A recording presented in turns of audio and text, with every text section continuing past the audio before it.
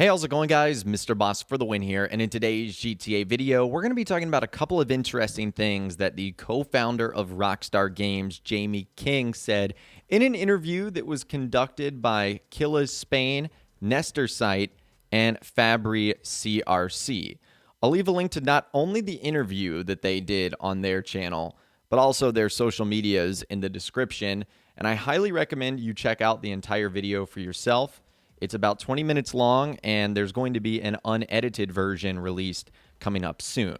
So it was really cool. We got some interesting things about Grand Theft Auto 6, about Rockstar Games right now, Take-Two Interactive having an influence on things they do, and a whole lot more. So obviously, let's start with the big one, Grand Theft Auto 6. He talks about GTA 6 and how it's eventually going to come. Rockstar Games are no dummy. I mean, this game is going to happen. Take a listen to this right here. In a hurry to announce 6. We know something will come, right? I think they did a really good job proving that they're more than a one-trick pony with Red Dead Redemption. Right? So he basically says that Rockstar is in no hurry to announce GTA 6, and I think that's evident as we are coming up on nearly 10 years of GTA 5, and we still haven't heard about the next one. We're getting expanded and enhanced Grand Theft Auto 5. Obviously, the GTA Trilogy Definitive Edition just came out. And he basically says kind of what everyone else is thinking right now. We know it's coming, but they're just in no hurry. And Rockstar has proved with other series in their franchise, like Bully, like Red Dead Redemption, like Max Payne, Midnight Club, that they can be more than just Grand Theft Auto. Obviously, Grand Theft Auto is their biggest one, but they've proved they can be more than that. So that's really cool. I just wish we would get a little bit of official information from Rockstar. I think that would make fans feel a whole lot better. He also shares his thoughts on the current state of Rockstar and GTA Online. He even knows that they're making a boatload of money. Just running GTA Online. They're printing money. And at the same time, the company's really evolved and the Rockstar brand has evolved, right? And it is different now to when I was there. So it's matured. So, and I have no idea what it's. So it's funny to hear this. He says they're printing money, and that's no surprise based off of the amount of game sales they have done, how much shark card revenue they have ultimately made. And that might contribute to Grand Theft Auto 6 not coming out as early as it did. It's just the sheer amount of money that they're making from GTA 5 and Grand Theft Auto Online, which, again, is very, very interesting, also not surprising. He also says that it looks like the maturity and culture there is different than when he was there, which is also very interesting. Now, a couple of the other highlights from the interview, you guys might be wondering where the Rockstar Games name came from. Well, it was actually born from Sam Hauser and his love affair with rock and roll music, and being able to easily name music producers, film directors, critical movies of the 70s and 80s, as well as his upbringing being surrounded by the music industry and his career at BMG. And at first, the American press actually challenged the name as they were making games and not music, because when you think of Rockstar, you think of music, not games. Now, regarding Take-Two Interactive, Rockstar fans probably have some not-so-nice words for them because they feel like they're limiting Rockstar or altering what they would really want to do.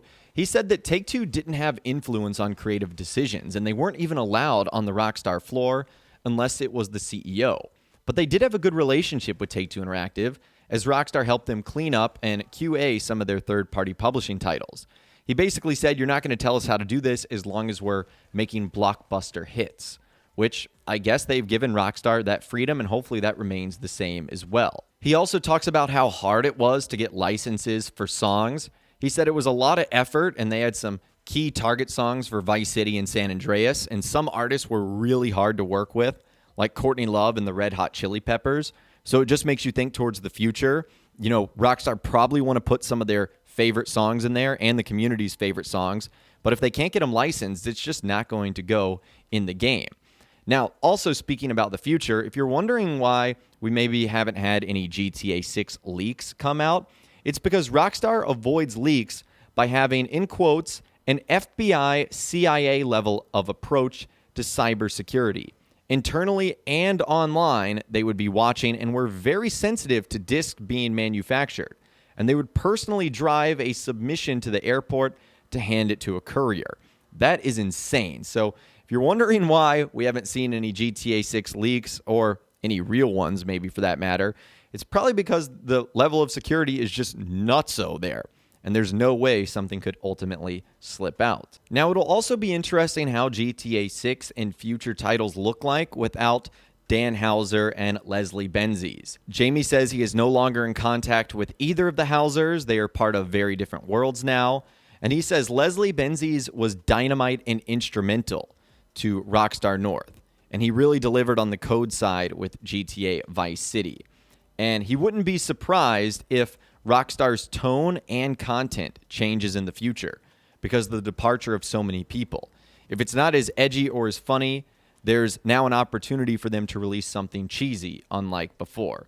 But he doesn't believe gameplay mechanics will ever be affected by changing content, as they're using the same core engine and beautiful machines as when he worked there, the Rage engine.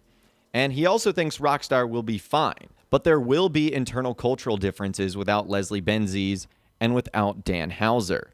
But it would be really hard to screw up what they have built through GTA and Red Dead. He also tells some wild stories about living all together in an apartment in New York City's that didn't have any windows. He also talks about how Dan Houser and other executives almost died in a helicopter crash that was happening in Paris when they were there for Midnight Club, how he had to convince voice actors like Ray Liotta to voice Tommy Vercetti.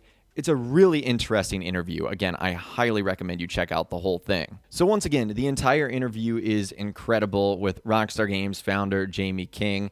I highly encourage you, if you have 20-25 minutes, to check out the entire thing. If you're a huge fan, obviously you'll be interested in the entire 48-minute long interview. I wanted to sort of touch on the big topics here, but he talks about the hot coffee story. He talks about the Leslie Benzies lawsuit. He talks about, some personal questions like what games did he enjoy developing the most and why Claude Speed doesn't talk in GTA 3. There's a lot of questions that he answers, which is really, really cool.